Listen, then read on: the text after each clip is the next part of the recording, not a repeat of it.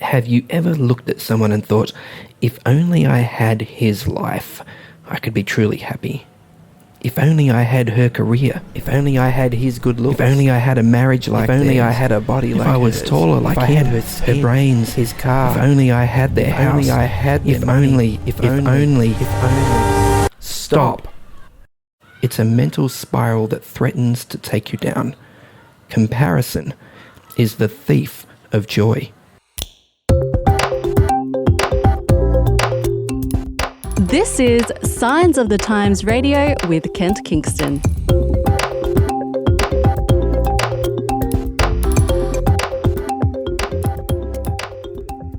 Well, Signs Radio is out and about today, not stuck in a studio, but out in, I was about to say sunny Queensland, but it's actually a little bit overcast today.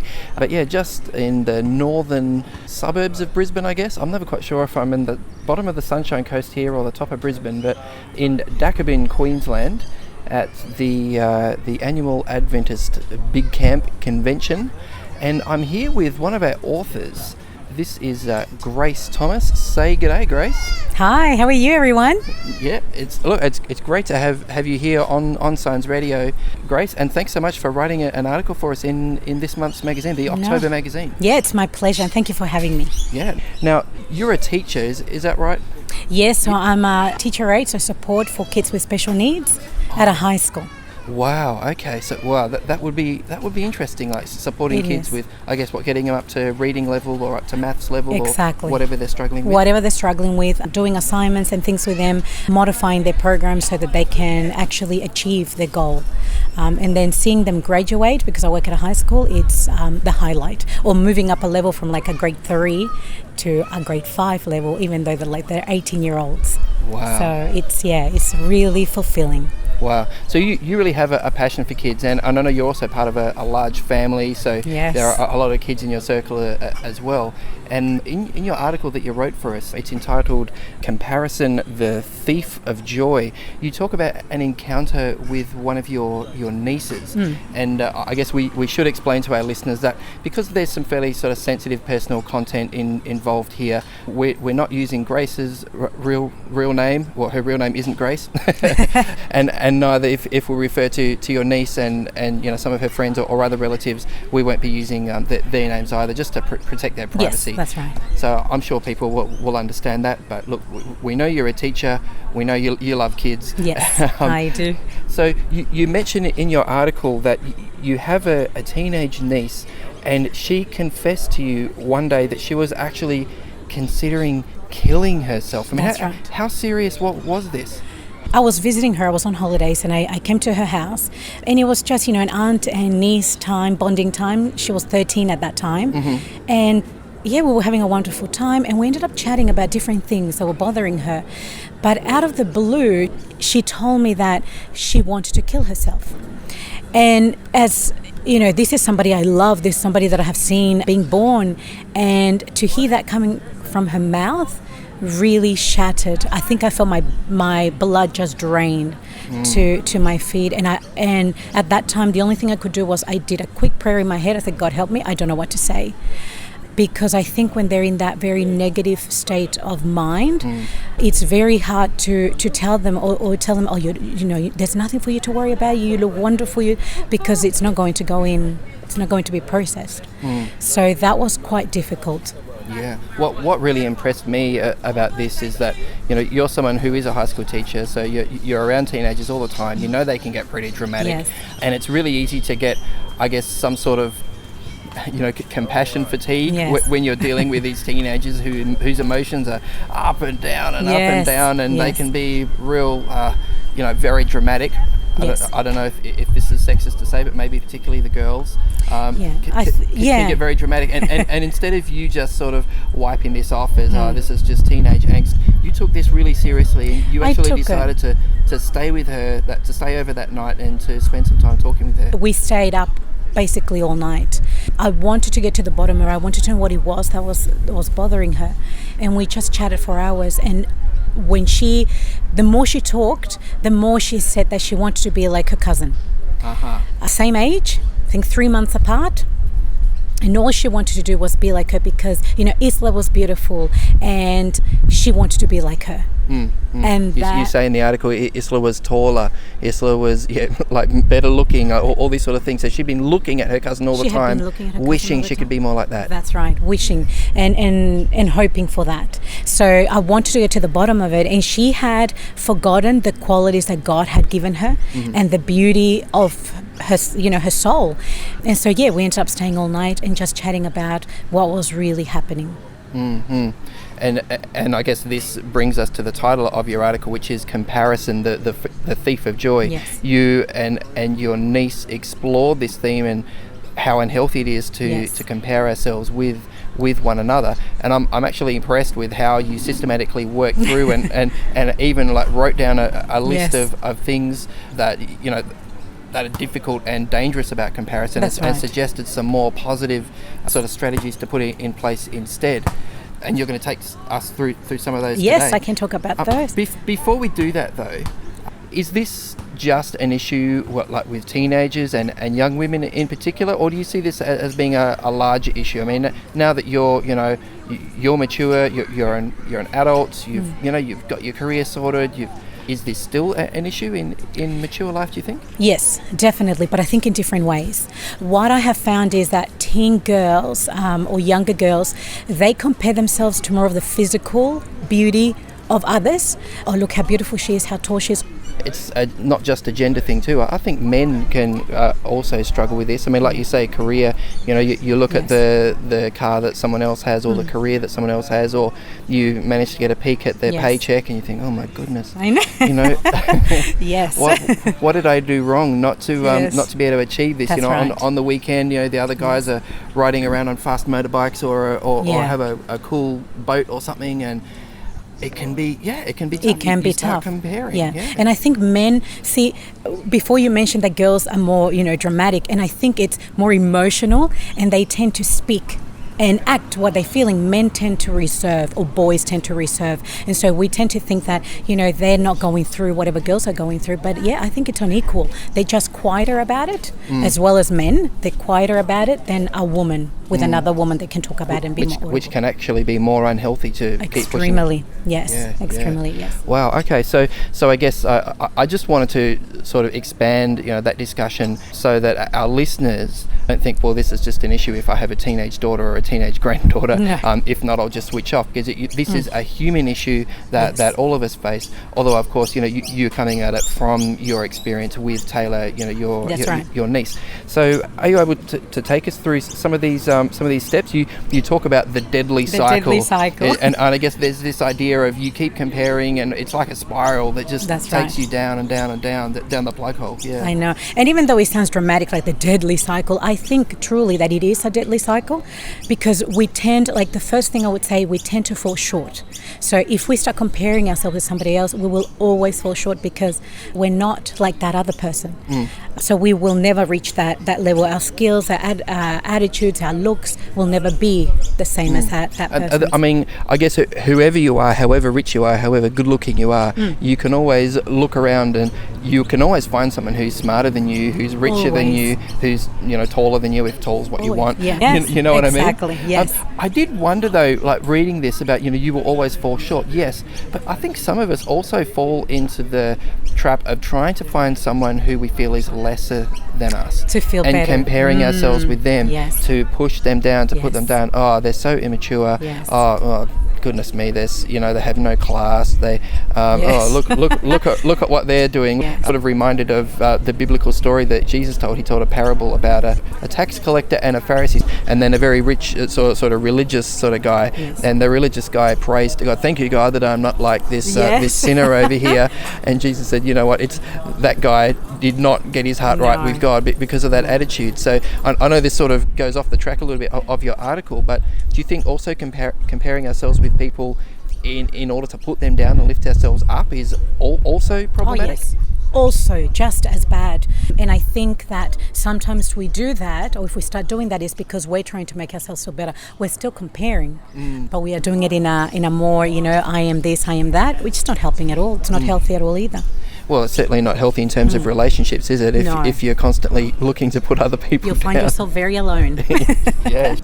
In the same way that you can always find someone who's better than you, richer than you, smarter than you, you can always find someone to look down on if that's right. what you need psychologically. That's right, yes. And I think that because none of us are perfect and we put somebody on a pedestal, it's not fair for that person, because that person is also as flawed as we are, and we don't know their struggles. And I think it's unfair for them as well, or to be comparing ourselves to them. Yeah. And you do describe it as a deadly cycle, and you say it can be a vicious circle. It's never ending. What do you mean by that? Never ending, I mean that once you start comparing yourself with someone else, say that person, you don't look at them anymore, you start comparing yourself with somebody else. And then that person's like, it could be like a little, I don't know how to explain it, but almost an addiction, it sounds like an addiction. And then once you move on from that person, you move on to another person, and you start comparing yourself to that. And I think that changes as you get older, and your lifestyle changes. So when you're younger, you could compare yourself to their looks. As you get a little bit into university, you could compare yourselves to their brains, how smart they are. Yeah, sure. If you go into getting married kind of thing, then you start comparing yourself to the marriage she has. So you're always comparing yourself, and it's like a never ending. When do you stop? On a positive side, I mean, where do you think the line is between this unhealthy comparison that you're talking about and the legitimate desire for a role model or a mentor or someone to look up to, someone to help you sort of guide in your way, because sometimes you see someone accomplishing something and you think, wow, it's possible. Like this person, did it, or they might even get alongside you and say, "Hey, I can help you all on the same path." Where is it sort of healthy and unhealthy? You have a sense of the dividing line there? Yeah, I think that when it's unhealthy, it's when you just sit back, don't do anything about it. Just say, I want a job like she has, or I want to be. So or that skill that she has, but you don't do anything about it, and you're just resenting it, and you're just feeling a bit, why does she have that and I don't? But if you want somebody as a role model, you will actually talk to them about it, or email this time. Email these days, you can email them anytime you want, and just say, look, how did you get this career? I'm interested in doing this. And instead of feeling put down or depressed or resentful towards this person, you actually feel encouraged to follow in that kind of pathways, because even though if she gives you all this advice, you'll still go on your own path. It's just an encouraging and it's an exhilarating kind of feeling. So you're saying that there's nothing wrong with admiring someone, admiring who they are, how they present themselves, how they like their accomplishments. It's almost a question of what you do with that. What you do with that. Do you resent them and wallow in it and drag yourself down, or do you use that as motivation to learn more and build yourself up? As a stepping stone to move on to the next thing and say, I want to do that. I'll follow in that kind of steps. So yeah, definitely there is a big difference between them, and you'll know by the way you feel inside if you feel that resentful, that bitterness, or that anger, or even depression, as to when you're actually admiring someone instead of comparing yourself to them. Wow. Okay. And you suggest that this process of comparing and sort of wallowing in it this vicious cycle can go on and on and on. And if you actually start counting up the minutes and hours you're doing this, you start to realize this is crazy. Yes. And if you're on, for example, Instagram, let's name a platform, and you're scrolling through there all the day just to see what everybody's doing, what their life looks like, those are hours that are wasted. So, if you want a beautiful home because you're admiring the one on Instagram, clean your own. And fix it up and add those beautiful cushions or decorating tips that you really want. So do something about it instead of just looking through it. Or if you want to be healthier and get fitter, then instead of looking at all those women that have the muscular body, or men even, just do something about it. Start exercising, start walking, get a accountability partner. And I find that the more you scroll through this, or the more you think about it, the less time you have to do anything and strive to do better. There is a strange paralyzing effect of social media. It seems that you can somehow spend hours and hours like scrolling through stuff, like researching into stuff. I know I've been guilty of this a few times.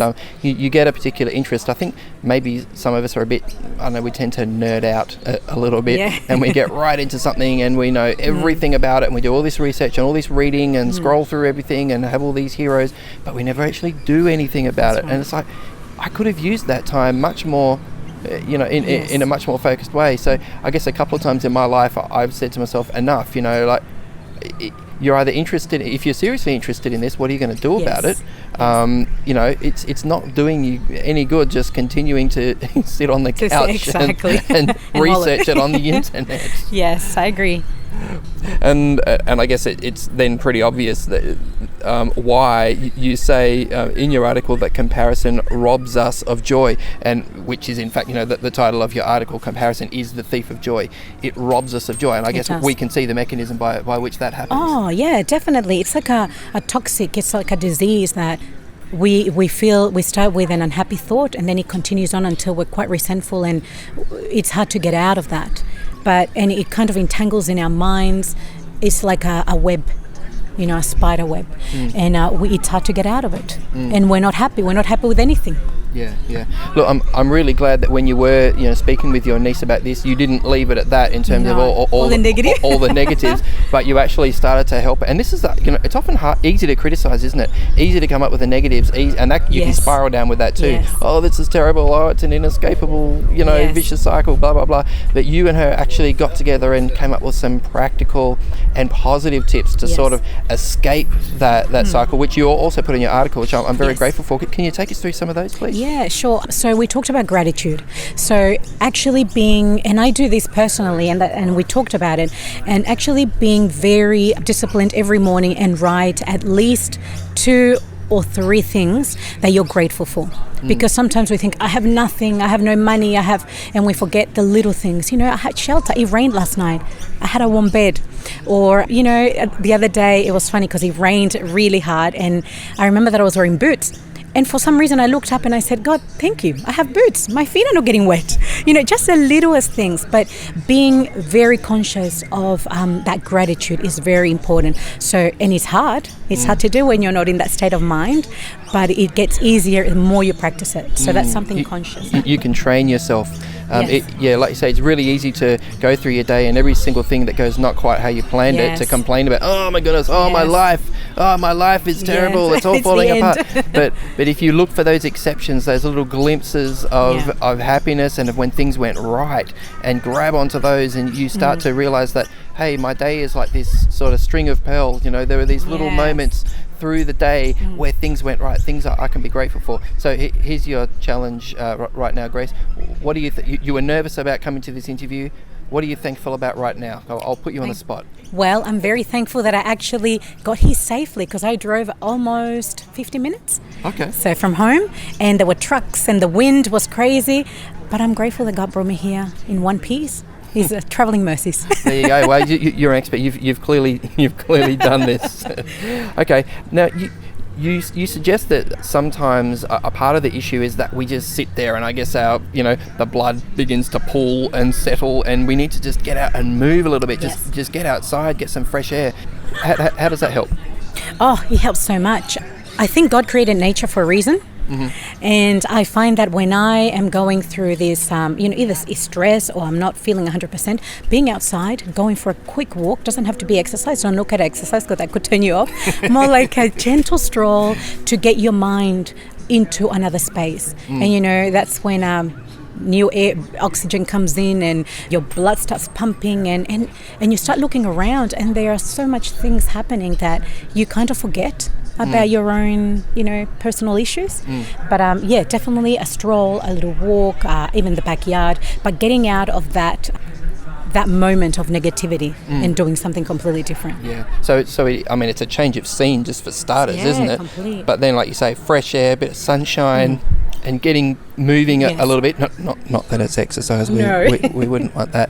But you're right. It can stimulate endorphins. It can do a lot of things. I love that. Now, you say in your article, only compare yourself to you. That You obviously don't do much English teaching, because I'm not even sure that makes grammatical sense. I know. What do you mean? Only So, compare yourself to you? If you want to compare yourself to someone, for example, she's an author, I want to be an author, then you compare yourself, well, what can I do to become an author? What skill can I improve? What can I develop in this area? How can I develop in this area? I like in the article it actually says to go for your personal best, like athletes do. And this is something you often hear from athletes, like elite athletes. Yes. I mean, people who are at Olympic level, who are aiming at breaking Olympic records and all this sort of stuff. You often hear them talk about their PB. Their personal best. And I find this really, really interesting psychology, that they don't have to wait for that big championship event or that big Olympic event to be able to sort of measure their success, or they actually take a lot of pride in measuring their personal progress and their personal best. Yes. So in that sense, they are comparing themselves to themselves, aren't they? Very much. And you can get a sense of progress, like as those scores and those times improve over time. You're like, hey, I'm improving. I'm improving. And then you want to do better. Yeah, without reference to anyone else at all. That's right. Yeah. Yes. No, it's a great comparison there. Oh, ban negativity, you say. Ban negativity. It's funny, you're talking about gratitude and all this sort of stuff, banning negativity. One of my favourite movies from when I was a kid is Pollyanna. Oh, yes. I really love it. And these days, what people will often say with a sneer on their face, oh, that's a very Pollyanna-ish attitude, like that's a negative thing. But if you watch that movie, here you see a girl who, exactly what you're saying about gratitude, through whatever circumstances present themselves, what is there to be glad about? That's right. And I guess the flip side of that is what you say in your article, ban negativity. Yeah. How do you do that? I mean, because when people say Pollyanna-ish, they often mean you're not connected with reality. Yes. you know what I mean? So how can you ban negativity without losing touch with what's happening? Real life, and the real challenges that are there? Well, one thing that I have found personal, like in my life, is when I have a negative thought or something that comes into my mind, I have learned the only way to battle that is either a quick prayer to God, talking to Him, and saying Bible verses, or even singing a Christian song that's going to uplift. Because as soon as you do that, that negative thought has to go away. It hasn't got room for you anymore. So it's like breaking it. And so suddenly you're thinking about this Bible verse, and then another one comes into mind, then you're singing about it. And it doesn't mean that you're still not going to come and face the issue you're going through, but it means that it's a lot easier and there's some hope. You're not going to let it drag you down. No, you're going to strive for it. You're going to surpass that. I like that. And look, you were mentioned Instagram before, and you suggest perhaps, if this is your particular issue of what's dragging you down, of what's causing you to play this comparison game, that perhaps you should go on a social media fast. Yes. And I remember that one of my sisters went on, she decided to do a little experiment. She found that she was going on Facebook a lot. Yeah. So she thought, I seem to be on Facebook a lot, but she didn't know how a lot was. So she decided to get rid of the app from her phone. And she noticed that in less than 1-2 minutes, she went on it more than 15 times. She was looking for it. And she says, that was an addiction that I didn't even know, but I noticed that I was a bit, in a bad mood after I went on Facebook, or my attitude was a bit different. So as soon as she did that, she realized this is not good, and she got rid of it. She closed her account. I mean, you don't have to close your account. That was a personal choice of hers. So some of us need to go cold turkey, but you say in your article, some of us maybe need to go on a detox, or to limit ourselves in some way. Yeah, baby steps or something like that. I like it. Focus on your potential and strengths. You say, I guess that's pretty obvious, but sometimes it's hard for us to see our own potential and strengths. What do you suggest there? One of the best things you can do is ask a friend, ask a family, a loved ones, what do you think are my strengths? What do you think I'm good at? And write it down. That's one of the ways that you can find out about it. And I think that's very important. I'm actually going through that at the moment, because I was talking to a friend, and I need to upskill. I want to do some other things, but I needed to write, what are my skills? Because I don't know. I'm not sure. I know this comes easy to me, but is that a skill? So I started asking my friends, and they're like, oh, you're good at this and that. And I started reading on it. I'm like, oh, yeah. And it already makes you feel, good about yourself. and say, okay, I want that skill to get even better. So I'm going to work towards that. But Wow, no, that's great. And this one made me laugh when I first read it, because it's almost a cliche in some ways. Oh, I'm feeling so down, blah blah. Get a hobby. They say, get a hobby. It's true. But it's for real, isn't it? Yes. It's a cliche for a reason. Yes, I think getting a hobby, or it's kind of like a distraction. You will use your creativity, you will use your strength, you will use your mind in a different area that's more positive. If you like painting, paint. If you want to learn a musical instrument, learn. There are, I think even on YouTube you can find people who teach you how to play something to begin with, or find someone who can mentor you for a few dollars. But getting busy is so important, because your mind hasn't got that time to wallow in the negative thoughts. It has to be using your creativity. And you actually take it one step further than that by saying, well, a hobby's great, but it's often very self-focused. It's about what you're interested in, what you want, what you enjoy. Yeah. But you also suggest, hey, you can get out there and in your community and volunteer and help other people out. How is that different from a hobby in terms of the impact it might have on us? Something where you use your creativity, it makes you feel good, distresses you, all of that. Yep. But when it comes to getting involved in something outside of you, more charity work, you're impacting somebody else's life, and it's incredible how much it helps you personally. Like I've had this experience where I wasn't feeling, I was feeling a bit depressed, a bit down, and then a friend came to me and he had problems with a relationship. So he talked to me about it, and after I finished advising him, praying with him, I felt like a new person. So the focus was not on me anymore. The focus was on someone else. And I feel that, when Jesus was on earth, what was his focus? Yeah. People, helping, doing, because he wasn't focused on himself. And I think that's a great example for any of us.